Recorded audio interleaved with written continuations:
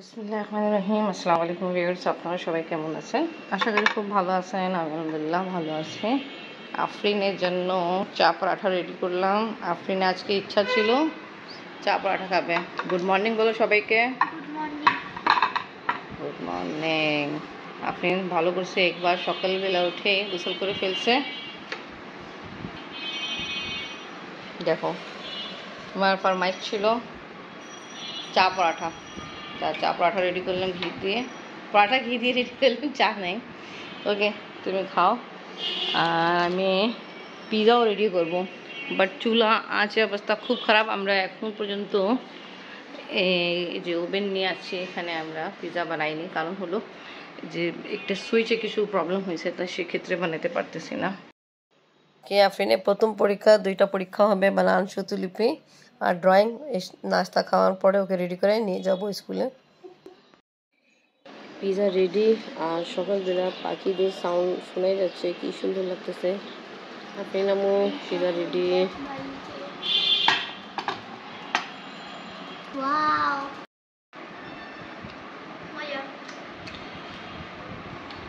খুবই আমি পিৎজা খাওয়া হচ্ছে, ভেজিটেবিল চিজ পিৎজা।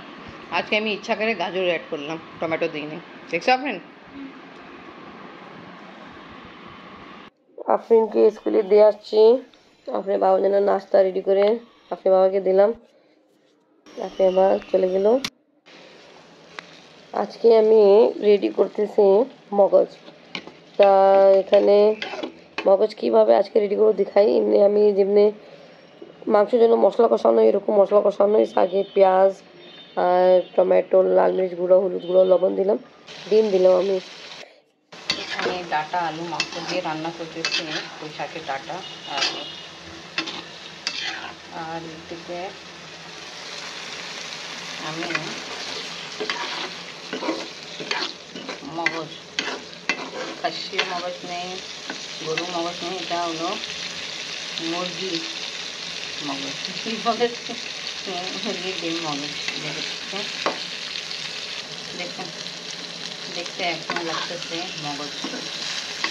আমরা গরু মগজ আর খাসি মগজ রেডি করি। মোটামুটি রান্না আমার কমপ্লিট হয়ে গেছে। আমি ফ্লেম অফ করে দিয়ে আফরিন ফিরতে সময় হয়ে গেছে ফ্রিজে।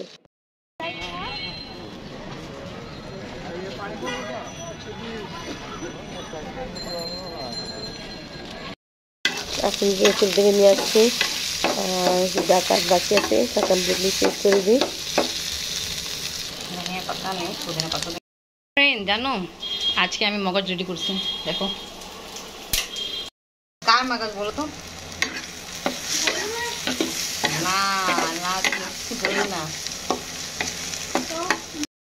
ভাবতেছিল গরু মাংসের মগজ।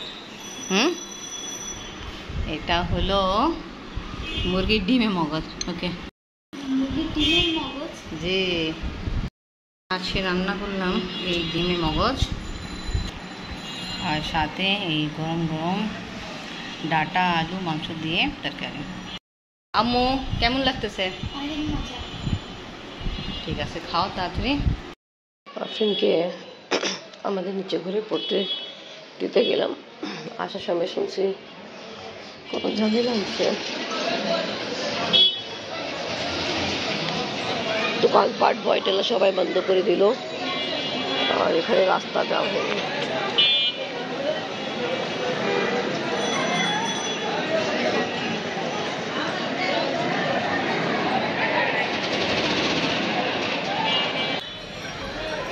জানি না কি সমস্যা হলো, তাই ভাবে আবার এনভায়রনমেন্ট হয়ে গেল, দেখে খুব খারাপ লাগতেছে। তা কিছু কাপড় ওয়াশ করলাম, যাই ছাদে নাড়ি দিয়ে দিই। ছাদে আসলাম, কাপড় নাড়ি দেওয়া হলো। তা দেখতেছি আর অবস্থা বেশি খারাপ হয়ে যাচ্ছে। মানুষজন দৌড়াদৌড়ি করতেছে, ভয় পেলাম। দোকানপাটও অনেকগুলো বন্ধ হয়ে গেল। আফরিন নিচে ঘরে পড়তে গেল। জানি না এখন কি আবার একটা ঝামেলা হয়েছে, যে কারণে আমাদের এলাকায় এরকম খারাপ অবস্থা হয়ে গেছে। আবার ছাত্ররা লাঠি আঠি নিয়ে এরকম মারামারি করতেছে। আর আফরিন দাদা এই গলিতে ঘোরাঘুরি করতেছে। আবার দেশের অবস্থা খারাপ হচ্ছে। কিছুদিন আগে ভালোই সুন্দর ভালোই ছিল, এখন আবার কেমন হয়ে গেছে।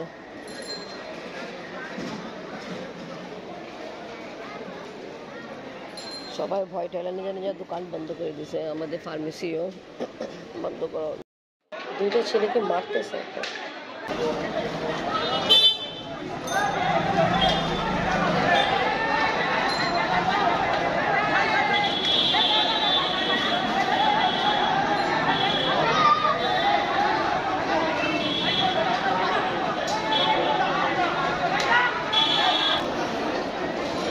একে অনেক মাইর দিল।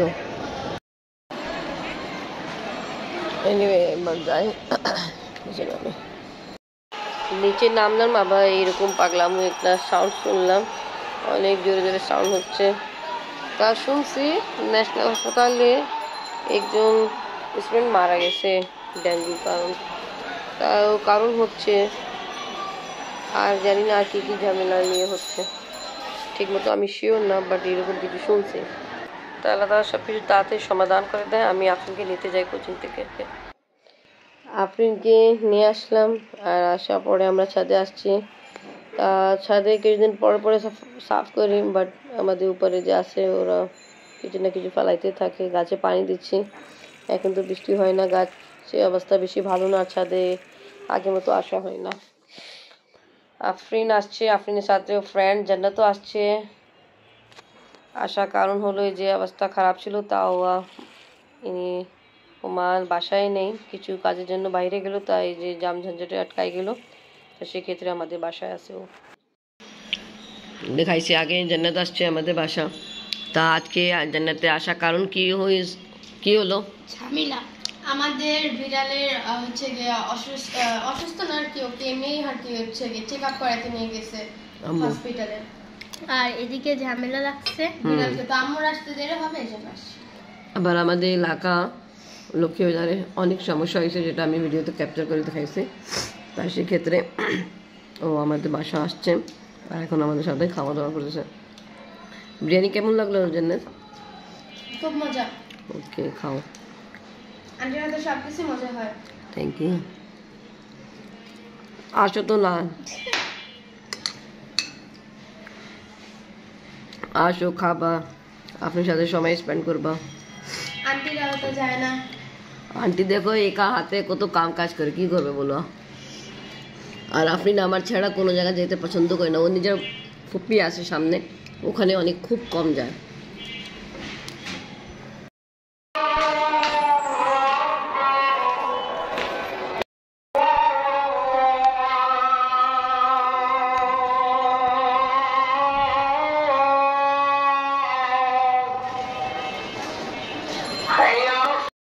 আফরিন নিজের পড়া নিয়ে ব্যস্ত, তা ব্লগ এখানে শেষ করি। জান্নাতে মা আসছিল, জান্নাতকে নিয়ে গেল। আজকে ব্লগ ভালো লাগলে লাইক কমেন্ট শেয়ার করেন, আমাদের পাশে থাকেন, সুস্থ থাকেন। আল্লাহ হাফেজ। আল্লাহ হাফেজ। সবাই আফরিনের জন্য দোয়া করবেন, কালকে আফরিনের ইংলিশ পরীক্ষা যেন ভালো হোক। আমিন। আমিন। আল্লাহ হাফেজ।